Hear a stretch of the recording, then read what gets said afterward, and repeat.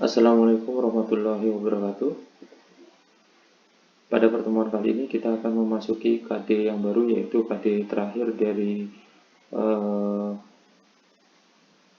pengolahan makanan asli daerah, yaitu KD 3.5. Di KD 3.5 kita akan melakukan analisa laporan hasil usaha pengolahan makanan asli daerah, dan 4.5 menyusun laporan kegiatan usaha pengolahan makanan asli daerah.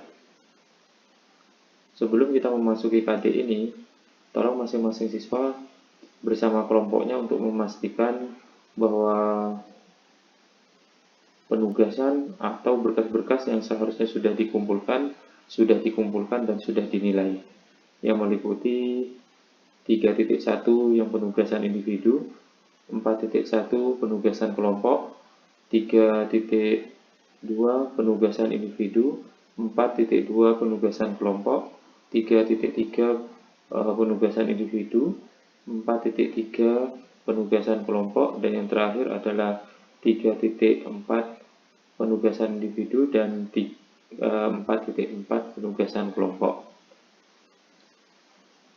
Hal ini perlu dilakukan karena laporan ini adalah bagian akhir, dan apa yang akan diisi di laporan ini akan memerlukan berkas dari KD 4.1 sampai dengan 4.4.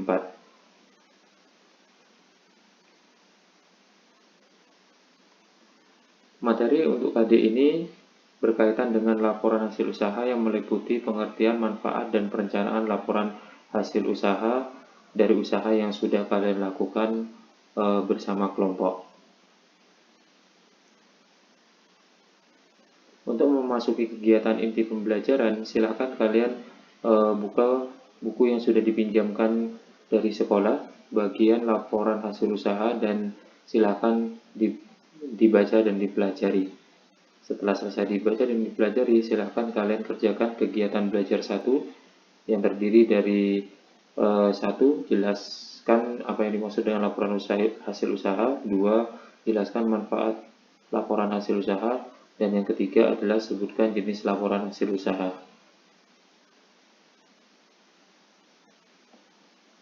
Untuk memenuhi tagihan 4.5 yang merupakan tagihan kelompok, silakan kerjakan kegiatan belajar 2. Kegiatan belajar 2 ini kelompok membuat laporan hasil usaha tentang makanan orisinil daerah yang sudah kalian buat, di mana formatnya meliputi pertama cover, di situ ada judulnya, terus kata pengantar, daftar isi, daftar tabel jika ada tabelnya, jika tidak ada berarti daftar tabel tidak perlu dimasukkan, daftar gambar, daftar lampiran. Ya, yang perlu kalian perhatikan bahwa pada waktu kalian memasukkan tabel dalam pelaporan ini, maka di bawah tabel harus diberikan keterangan atau tulisan tabel berapa titik berapa itu tabel apa.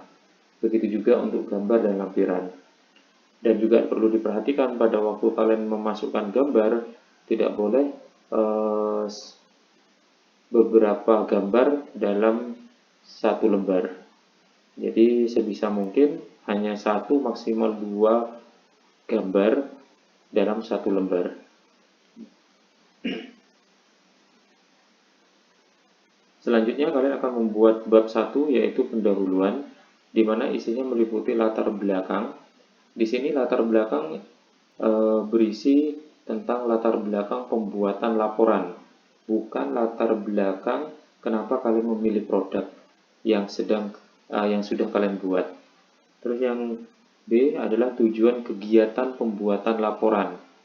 Terus yang C adalah kegunaan kegiatan pembuatan laporan. Terus yang D adalah kajian teori. Di sini isinya mengkaji judul. Jadi kalau misalkan judulnya adalah laporan hasil usaha makanan orisinil daerah rendang. Jadi kita ambil kalimat-kalimat penting dari judul tersebut.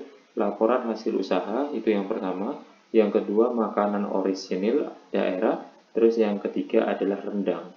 Maka di kajian teori ini kalian harus meliterasi mencari informasi berkaitan tiga hal ini.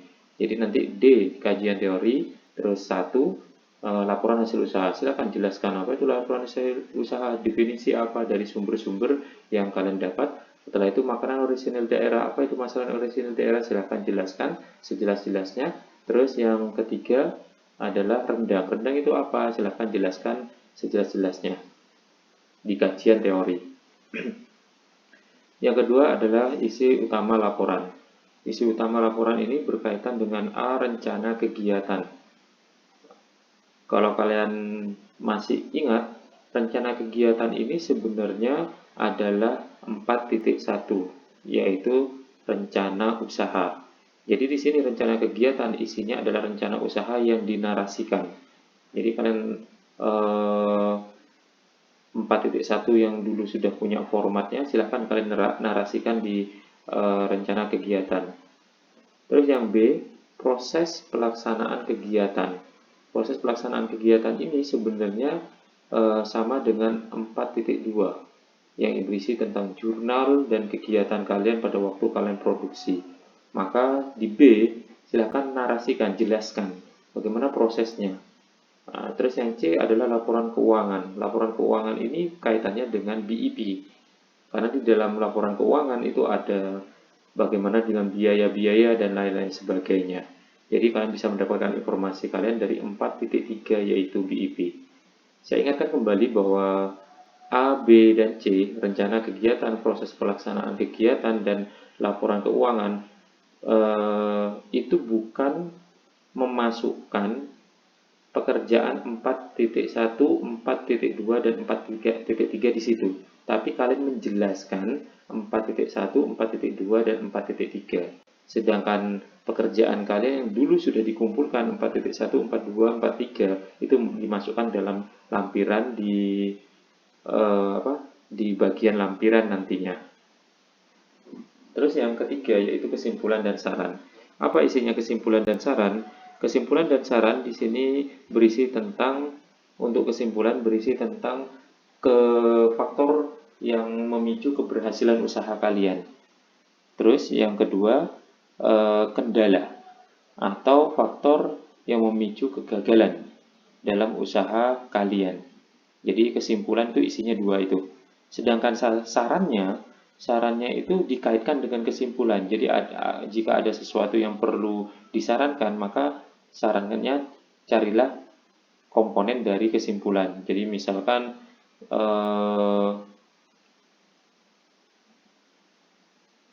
berkaitan dengan biaya, maka sarannya silakan sarankan terhadap biaya tersebut. Oke, kalau sudah selesai, maka di daftar pustaka, kita akan membuat daftar pustaka, silakan ditulis daftar sumber-sumber yang digunakan, terutama pada waktu kalian mencari kajian teori, tulis dengan format yang sudah diajarkan di mapel bahasa Indonesia. Sedangkan yang ketiga yang selanjutnya adalah lampiran-lampiran. Lampiran-lampiran ini isinya bisa berisi berkas kalian dari KD 4.1, 4.2, 4.3, dan 4.4 bisa kalian tambahi dengan dokumentasi yang tidak masuk dalam tagihan di atas, tagihan-tagihan 4.1 sampai 4.3 maksudnya. Terus bisa memasukkan, mungkin kalian masih punya nota-notanya, silahkan kalian masukkan ke dalam lampiran-lampiran ini. Oke. Nah, setelah selesai maka dikumpulkan. Kalau kita lihat pekerjaan ini cukup banyak. Ya, ini nanti diketik. Setelah diketik, silahkan di-convert ke PDF. Ya, jadi kalian bisa membagi ke kelompok kalian, karena anggota kelompok kalian banyak. Jadi tidak perlu bertemu. Misalkan ada yang membuat pendahuluan, ada yang membuat isi utama laporan, atau ada yang membuat kesimpulan, dan lain-lain sebagainya. Silahkan nanti dikerjakan bersama kelompok secara online. Kalian punya waktu yang cukup lama untuk menyelesaikan tagihan KD 4.5 ini. Kurang lebih nanti saya sediakan waktu sekitar 3 minggu. Jadi minggu depan, dan minggu depannya lagi. Insya Allah sekitar pertengahan ya sekitar awal bulan depan nanti akan saya cek kembali untuk pekerjaan dari KD 4.5 yang merupakan KD akhir dari mapel PKWU semester ini. Tolong perhatikan bagaimana cara mengerjakan laporan akhir ini sehingga nanti sesuai dengan ketentuan yang sudah saya sampaikan tadi. Silakan tidak perlu di print out, tetap dalam bentuk file PDF, nanti dikirim atau diupload di Google Classroom yang nantinya akan saya buka di bulan depan. Jika ada pertanyaan atau hal-hal yang tidak dipahami mengenai instruksi pembuatan laporan hasil usaha ini, silakan ditanyakan di grup. Jika sudah paham, silakan diskusikan dengan kelompok kalian dan mulai mengumpulkan kembali berkas-berkas. Ya, jadi kalau ada berkas yang salah, silakan diperbaiki. Silakan dikumpulkan semuanya, dokumen-dokumennya. Setelah itu, baru mulai dicicil untuk mengerjakannya. Oke, Mas dan Mbak, seperti itu untuk KD 3.5 dan 4.5. Sebelumnya saya juga mengingatkan untuk tagihan-tagihan yang belum diselesaikan. Silakan segera diselesaikan.